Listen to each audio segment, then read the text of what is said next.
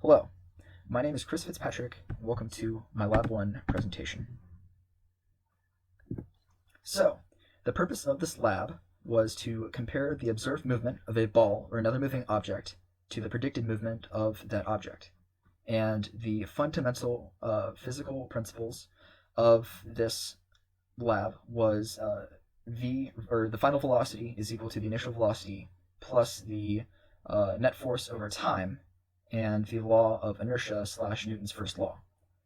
And a summary of both of these is that the object moves at a constant velocity, but it eventually deviates from the anticipated model, and it moves slower due to surface friction and air resistance. So here is the video. Using the segment when no forces were applied and before the ball significantly slowed down, the position and time were measured. And using the GlowScript program, after inserting the necessary code, data points of the position in meters and the time in seconds were made. The position versus time data was then imported into the graph shown below, right here, the observed motion versus predicted motion, with the x-axis being the time, or s, and then the y-axis representing the distance in meters.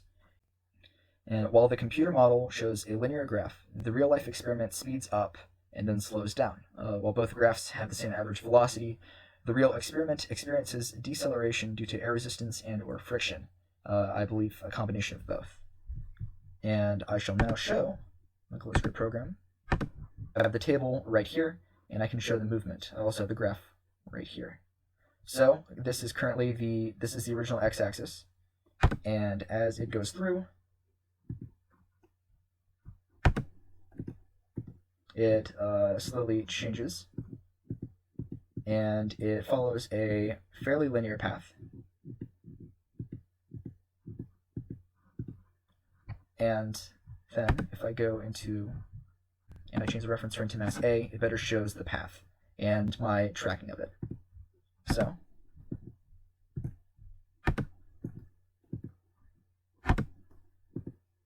yes, so I tracked the center of the ball as it went through, and that is how I calculated the distance.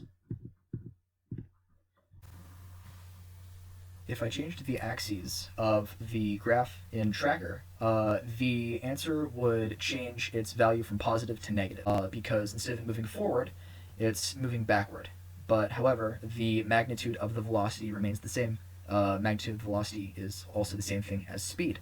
So in that way, the answer remains the same. This is the program that I used for visualizing the graph. And I've got initial conditions set here, the change in time, and I have a while loop so that the graph ends at the time that the video ends. Got the rate set to 100. The net force equal to 0 because the object moves at a constant velocity, and if the net force was not 0, then the object would be either accelerating or decelerating. And I've got an update of the ball's velocity because the net force is 0. The velocity increases, or it doesn't increase at all. And then I've got the line of code that also updates the position. And then I've got it printed out, and then after it's all done, it prints out all done. And I shall now run the program. So I've got the graph right here, and as you can see, the position increased with time, the velocity increased with time. I've got the data points all listed, and at the very end it says all done.